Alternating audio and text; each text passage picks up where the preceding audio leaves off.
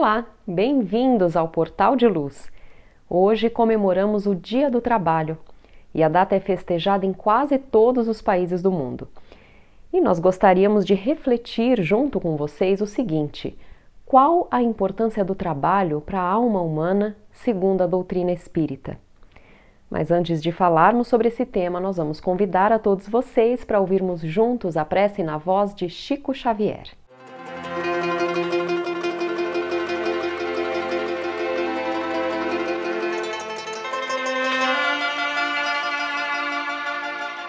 Cada coração do caminho é comparável a trato de terra espiritual.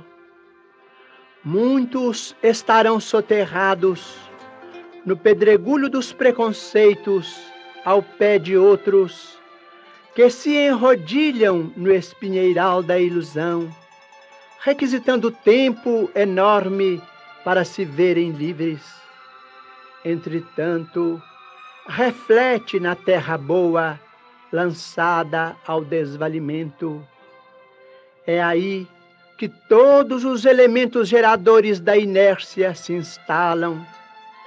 Terras abandonadas, terras órfãs, criaturas que anseiam pelo adubo da fé, almas que suplicam modesta plantação de esperança e conforto. Esses solos desprezados muitas vezes te buscam fronteiriços, descerram-se-te a visão, na fadiga dos pais que a dor manifesta, suplicia e consome, no desencanto dos companheiros tristes que carregam no peito o próprio sonho em cinzas, no problema do filho que a revolta desgasta, na prova dos irmãos que sorriem chorando para que lhes não vejas os detritos da mágoa. Se já podes ouvir o excelso semeador, semeia, semeia. Sabes que a caridade é o sol que varre as sombras. Trazes contigo o dom de esparzir o consolo. Podes pronunciar a palavra da bênção. Consegues derramar o que sobra da bolsa, transformando a moeda em prece de alegria. Guardas o braço forte que levanta os caídos. Teus dedos são capazes de recompor as cordas que o sofrimento parte em corações alheios, afinando-as no tom da música fraterna. Retens o privilégio de repartir com os nus a roupa que largaste. Nada te freia as mãos no socorro ao doente. Ninguém te impede, enfim, de construir na estrada o bem para quem passa e o bem dos que virão. Não te detenhas, pois, no vazio das trevas. Planta a verdade e a luz, o júbilo e a bondade. Se percebes a voz do excelso semeador, escutá-lo-ás a cada passo, rente aos próprios ouvidos, a dizer-te confiante: trabalha enquanto é tempo e semeia, semeia. Comemora-se hoje, 1º de maio, o Dia do Trabalho ou dos Trabalhadores em quase todos os países do mundo, sendo feriado, inclusive, em muitos deles. A homenagem foi escolhida porque em 1º de maio de 1886 ocorreu um movimento organizado por trabalhadores na cidade norte-americana de Chicago. O objetivo era conquistar melhores condições de trabalho. Por exemplo, naquela época, justamente pela ausência de regras, as jornadas diárias podiam chegar até a 17 horas, mas depois disso foram definidas para 8 horas diárias. Trabalhadores de todo o mundo conquistaram uma série de direitos com esse movimento E em alguns países, inclusive, esses direitos foram sancionados e garantidos pelas suas constituições. Quando a sociedade humana cria, como nesse movimento, bases mais sólidas para que a justiça e o direito dos seus cidadãos sejam respeitados, sejam eles direitos dos trabalhadores ou direitos das crianças, enfim, todos os seus cidadãos em suas peculiaridades, nós podemos perceber então um amadurecimento dessa sociedade. Nasce ali uma nova etapa de maior evolução, abrindo espaço para um mundo que seja pouco a pouco mais fraterno e justo para todos. Bem, como sabemos pela doutrina espírita, o trabalho é um recurso valioso que promove o progresso, e sem ele tudo acabaria no mundo sendo destruído pela estagnação e mesmo pelo desperdício. O trabalho que nós desenvolvemos através das nossas profissões, que são sempre ligadas às nossas aptidões e desejos, quando é voltado para o bem de todos, traz benefícios para a coletividade e também para nós mesmos, que temos a oportunidade de crescer em aprendizado e em experiência. Portanto, quando nós colocamos as nossas energias, capacidades e inteligência a serviço do trabalho no bem, estamos dando uma finalidade útil às nossas encarnações, o que é fundamental para todos nós. É muito importante refletirmos que também através do trabalho nós podemos concretizar os nossos propósitos de vida, as nossas crenças, aquilo que desejamos e acreditamos ser o melhor para o nosso futuro e para o futuro da nossa sociedade. E com isso nós damos um significado às nossas existências.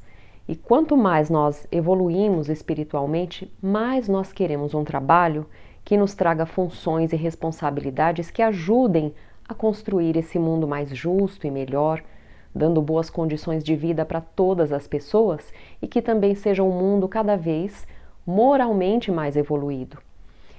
E não é só o nosso espírito que se desenvolve através do trabalhar e da disciplina. O nosso corpo físico, criado por Deus, também se beneficia do movimento. E assim nós temos uma natural manutenção dos nossos recursos orgânicos e da nossa vitalidade quando nós escolhemos não ficar parados e inativos. Portanto, o trabalho também é fundamental para a saúde física. Por isso mesmo, também temos a necessidade do repouso. Como nós vimos no século XIX, esse direito que foi conquistado, do limite máximo de horas diárias. Se estamos encarnados, precisamos ter o devido tempo para parar e restaurar as forças para depois dar continuidade à ação. Daí a importância do direito adquirido pelos trabalhadores do limite de horas diárias. E mesmo na obra de André Luiz, nós podemos encontrar diversos exemplos de trabalhadores desencarnados que, ao término das suas diversas etapas de trabalho, recebem dos seus superiores o direito de parar para ter então um breve e reparador descanso. Há muitas pessoas que, levando a palavra ao pé da letra sobre a importância do trabalho, entregam-se a ele até a exaustão física, o que não é bom, enquanto também, no outro lado, há aqueles que querem viver na ociosidade, desperdiçando oportunidades da vida e a própria inteligência. Nós temos que encontrar o equilíbrio entre o limite das nossas forças e aptidões e o tempo que seja adequado para o nosso descanso, principalmente nesse momento atual tão desafiador de pandemia, desemprego, home office, mudanças profundas no mercado de trabalho e mesmo mudanças no perfil dos profissionais. Mudanças essas que, segundo as pesquisas, vieram para ficar e para transformar a relação da nossa sociedade com o trabalho, além também de abrir espaço para o surgimento de novas profissões. E por fim, nós não podemos deixar também de refletir aqui com vocês sobre o especial valor para os nossos espíritos eternos daquele trabalho que não é remunerado, pelo menos não é remunerado nos padrões do nosso mundo material, já que o seu pagamento vem de outra forma, vem através do merecimento que nós ganhamos, da evolução espiritual para quem pratica esse trabalho voluntário. Por isso mesmo, quando nós estamos fazendo o bem, trabalhando, sem pensar nos nossos interesses próprios, sem pensar num retorno material, esse trabalho voluntário ajuda tanto o nosso semelhante, como engrandece o nosso espírito e ainda espalha a solidariedade entre todos na sociedade. Como nos diz Emmanuel no livro Pensamento e Vida, o trabalho-ação transforma o ambiente. O trabalho-serviço, aquele que nós fazemos para servir o nosso semelhante, transforma o homem. Por isso mesmo, nós podemos compreender que o trabalho é uma lei de Deus, é uma lei universal e é graças a ele que a vida se engrandece cada vez mais em todos os planetas e recantos do universo. Bom, e para finalizar, mais uma vez trazemos Emmanuel no livro Pensamento e Vida, no capítulo onde ele fala especificamente sobre a importância do trabalho. Se nos propomos retratar mentalmente à luz dos planos superiores, é indispensável que a nossa vontade abrace espontaneamente o trabalho por alimento nosso de cada dia. No pretérito, apreciávamo-lo por atitude servil de quantos caíssem sob o ferrete da injúria. A escola, as artes, as virtudes domésticas, a indústria e o amanho do solo eram relegados a mãos escravas, reservando-se os braços supostos livres para a inércia dourada. Hoje, porém, sabemos que a lei do trabalho é roteiro da justa emancipação. Sem ela, o mundo mental dorme estanque. Fugir-lhe aos impositivos é situar-se à margem do caminho, onde o carro da evolução marcha inflexível, deixando à retaguarda quantos se amolgam à ilusão da preguiça. Então, um feliz dia do trabalho para todos nós e vamos agora para um breve intervalo e voltamos já.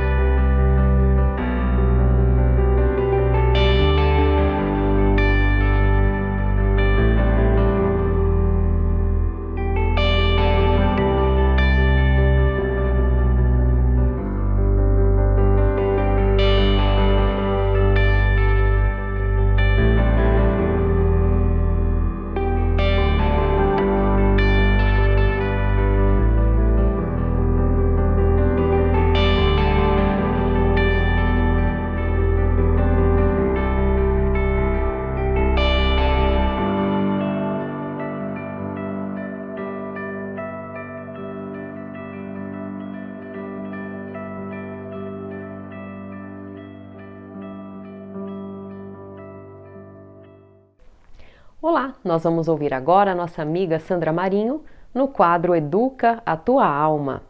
Queridos amigos, queridas amigas, todos nós temos amigos, né? Pelo menos consideramos amigos algumas pessoas que nos são queridas, que nos são muito caras. E algumas nós consideramos até aquele amigo do peito, aquele ou aquela em que podemos confiar nas horas difíceis. Mas até que ponto podemos dizer que nós somos fiéis para com os nossos amigos?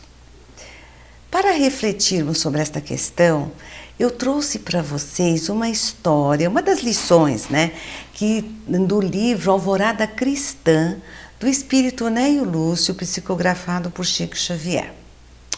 Conta-se que um grande senhor que soube amontoar sabedoria, além da riqueza, ajudava diversos amigos pobres. E, sentindo-se já mais velho, cansado, chamou o filho para cooperar e aprender com ele a distribuir gentileza e bens. Assim, para começar, pediu que fosse a residência de um antigo companheiro de muitos anos, ao qual destinava religiosamente 300 cruzeiros todos os meses. O jovem seguiu as instruções e andou 6 quilômetros até encontrar o endereço indicado pelo pai.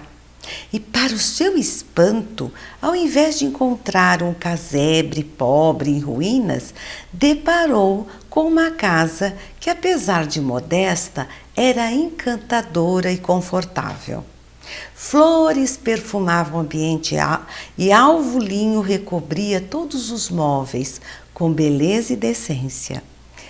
O amigo de seu pai o cumprimentou com muita alegria e, depois de inteligente palestra, mandou servir o café, que foi servido num lindo conjunto de porcelana. O dono da casa apresentou ao rapaz os familiares e amigos ali presentes e todos pareciam felizes, esbanjando saúde. Reparando a tranquilidade e a fartura dominantes naquele lugar, o rapaz retornou à sua residência sem entregar o dinheiro enviado pelo pai. Ele pensava consigo: para que hei de deixar o dinheiro? Aquele homem estava longe de ser um pedinte. Não parecia necessitado. Certamente meu pai se enganou. De volta ao lar, explicou ao velho pai o ocorrido. O ancião então disse: que bom que retornou com esta notícia. Não sabia que meu amigo estivesse sob mais amplos compromissos. Volta lá e daqui em diante passarei a enviar 600 cruzeiros, pois a sua nova situação reclama recursos duplicados. O rapaz não entendeu nada. Mas pai, disse ele, não se trata de uma pessoa miserável e, pelo que observei, seu lar é tão confortável quanto o nosso. O pai então explicou ao filho que não estava entendendo nada. Meu filho, se não é lícito dar remédio aos sãos e esmolas aos que parecem que não precisam delas, semelhante regra não se aplica aos amigos. Quem socorre os amigos apenas nos dias extremos pode exercer a piedade que humilha, ao invés do amor que santifica. Não devemos esperar que nosso irmão de jornada se transforme em mendigo para ajudá-lo. Tal atitude revela crueldade e dureza. Estendamos as nossas mãos de modo a ajudá-lo, subir até nós, para que o nosso auxílio não seja orgulho em vão. E aí esse pai que nos ensina a grande lição, ao dizer ao filho: toda gente no mundo pode consolar a miséria e partilhar as aflições, mas raros aprendem a acentuar a alegria dos entes amados, multiplicando-as sem egoísmo e inveja no coração. Porém, o amigo verdadeiro sabe fazer isso. Disse ainda: nunca desejei improvisar necessitados em torno da nossa porta, e sim companheiros para sempre. E pediu para o filho retornar à casa do amigo com um novo valor a ser entregue. O rapaz obedeceu e aprendeu com aquele belo ensinamento o valor da sublime amizade real. Amigos e amigas, que esta linda lição nos inspire a sermos amigos verdadeiros e cuidarmos com carinho e desvelo aqueles que nos são caros, sem egoísmo ou inveja. Pensemos nisto. Vamos agora para um breve intervalo e voltamos já.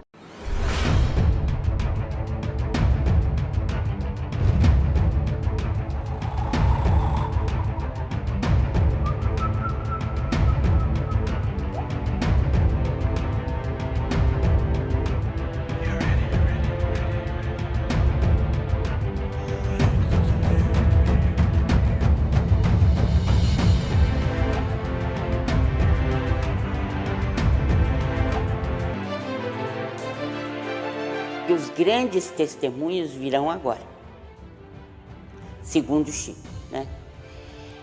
Chico falou-nos, então, desse período de tribulação pelo qual nós vamos passar, né? Como a gente viu na resposta dele. Quando vier o tempo, teremos que exemplificar.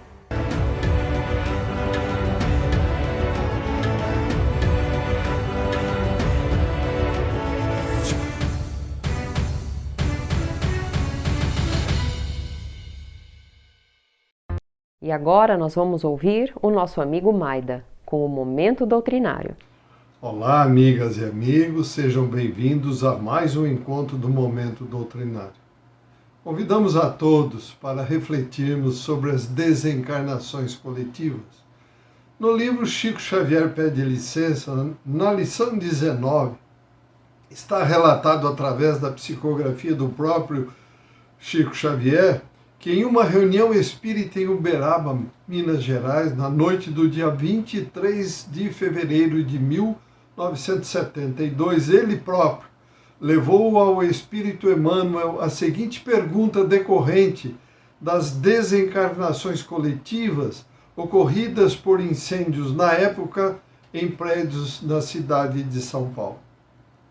Sendo Deus a bondade infinita, por que permite a morte aflitiva de tantas pessoas enclausuradas e indefesas, como nos casos dos grandes incêndios? Emmanuel deu a seguinte resposta e orientação. Realmente reconhecemos em Deus o perfeito amor aliado à justiça perfeita. E o homem, filho de Deus, crescendo em amor, traz consigo a justiça imanente, convertendo-se em razão disso, em qualquer situação, no mais severo julgador de si próprio. Quando retornamos da terra para o mundo espiritual, conscientizados nas responsabilidades próprias, operamos o levantamento dos nossos débitos passados e rogamos os meios precisos a fim de resgatá-los devidamente. É assim que, muitas vezes, renascemos no planeta em grupos compromissados para a redenção múltipla, invasores e laqueados pela própria ambição, que esmagávamos coletividades na volúpia do saque, tornamos a terra com encargos diferentes, mas em regime de encontro marcado para a desencarnação conjunta em acidentes públicos. Exploradores da comunidade, quando lhe exauríamos as forças em proveito pessoal, pedimos a volta ao corpo denso para facearmos unidos o ápice de epidemias arrasadoras. Promotores de guerras manejadas para assalto e crueldade pela megalomania do ouro e do poder, em nos fortalecendo para a regeneração, pleiteamos o plano físico a fim de sofrermos a morte de partilha, aparentemente imerecida, em acontecimento de sangue e lágrimas. Corsários que ateávamos fogo a embarcações e cidades, na conquista de presas fáceis, em nos observando no além, com os problemas da culpa, solicitamos o retorno à Terra para a desencarnação coletiva em dolorosos incêndios inexplicáveis sem a reencarnação. Criamos a culpa e nós mesmos engenhamos os processos destinados a extinguir-lhe as consequências. E a sabedoria divina se vale dos nossos esforços e tarefas de resgate e reajuste, a fim de induzir-nos a estudos e progressos sempre mais amplos no que diga respeito à nossa própria segurança. É por este motivo que de todas as calamidades terrestres, o homem se retira com mais experiência e mais luz no cérebro e no coração, para defender-se e valorizar a vida.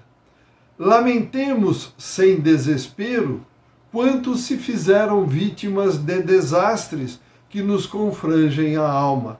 A dor de todos eles é nossa dor. Os problemas com que se defrontaram são igualmente nossos. Não nos esqueçamos, porém, de que nunca estamos sem a presença da misericórdia divina junto às ocorrências da divina justiça, que o sofrimento é invariavelmente reduzido ao mínimo para cada um de nós. Não nos esqueçamos que tudo se renova para o bem de todos e que Deus nos concede tudo isto para que possamos evoluir sempre. Convidamos a todos para refletirmos com profundidade sobre estes ensinamentos de Emmanuel, especialmente neste momento que a pandemia do Covid-19 assola o planeta Terra. Agradecemos aos amigos e amigas pela companhia e desejamos muita saúde, paz, equilíbrio e amor no coração. Até o próximo encontro. Estamos encerrando o programa de hoje por aqui.